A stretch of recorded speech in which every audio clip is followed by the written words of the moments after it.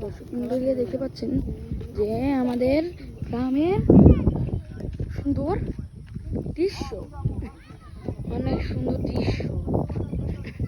আপনারা কি একবার হলো দোহারে আসবেন, আসলে এরকম সুন্দর দৃশ্য পাবেন। আমি অ্যাড্রেস দিয়ে দিব, আপনারা দেখে নিতে পারেন, সমস্যা নেই। দেখতে পাচ্ছেন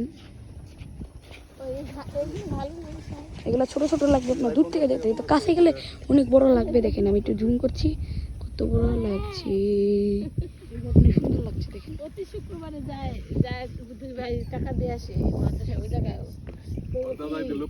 মেহেদি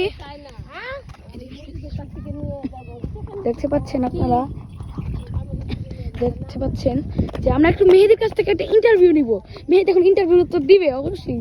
আচ্ছা মেহেদি, আচ্ছা বলো তো, একটা প্রশ্ন জিজ্ঞাসা করতাম, থামেন একটু ভাই। আচ্ছা আপনাকে একটা প্রশ্ন জিজ্ঞাসা করতাম। কি সেই প্রশ্নটা হচ্ছে গিয়ে আপনি গ্রাম বেশি পছন্দ করেন নাকি ঢাকা? গ্রাম। আচ্ছা আপনাকে যদি এখানে 24 ঘন্টার জন্য রাখা, আপনি থাকবেন এইখানে? হ্যাঁ। প্রথমে একটা বাড়িতে তারপর থাকতাম, তাই না? ওই যে এটা কোন বাইক? আচ্ছা মেহেদি বলো তো, তোমার কোন ব্যাগটা ফেভারিট? আমার জেসি। অন্য দেশের মধ্যে, তোমার বাংলাদেশের কথা বলি নাই। কাওয়াসাকি। আর আমার মতন, আর আমারটা কপি করলা কেন তুমি?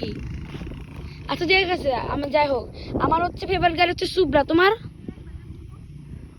কনিক্সেল জ্যাসকো। সুব্রার বরবাদ, সুব্রা, ল্যাম্বরগিনি, ফেরারি, কিন্তু সব কোম্পানির জোরে চলে। সুব্রা জ্যাসকো না? আমার থেকে একটু বড় না? সুব্রা জ্যাসকো না। তাহলে আচ্ছা কি জানি, তাড়াতাড়ি মনে করতে চেষ্টা করো। কনিক্সেল জ্যাসকো। ও হ্যাঁ। আরে তারপরে তো এটা ঘষা খাইতেছ। দেখতে পাচ্ছেন যে, দেখেন আমাদের কত বড় ফ্যান মোটর, মানে আমার মোটর চালানো লাগতেছে না, মানে এখানে অনেক ঠান্ডা। দেখেন আমার চুলটা একটু একটু করে কাঁপছে, দেখেন আমার চুলটা কাঁপছে। আপনারা ভিডিওটা দেখতে পারবেন না, কিন্তু আসলে আপনি ফিলিংটা পাবেন। আর বাইক চালালে তো আরো ভালো লাগবে আপনাদের সবাইদের। দেখতে পাচ্ছেন আরো রাস্তা আছে, ওর ওদিকে একটা প্রজেক্ট আছে, ওই যে ওইদিকে দেখতে পাচ্ছেন। আপনারা দেখতে না পারলে সমস্যা নেই, আপনারা দোহারে এসে তারপরে দেখতে পারবেন। দেখতে পাচ্ছেন তো দেখেন কত সবুজ, মানে কত সুন্দর। বিকালের দিকে আসলে আরো মজা হবে, সকালের দিকে এটা এই জায়গাটা অনেক গরম থাকে, আসাটা ভালো হবে না। এই জন্য আর কি, মানে আপনার কি হবে, মানে বিকালের দিকে আসলে আর কি সুন্দর হবে। বেশি আসর নামাজের পরে আপনারা 1-1.5 ঘন্টা পরে আসবেন। তো রাতের দিকে এদিকে ভুলেও আসবেন না, কারণ রাতের দিকে এদিকে অনেক পশু পাখি থাকে, প্রাণী থাকে। সবাইকে ইনফরমেশন বলে দিলাম।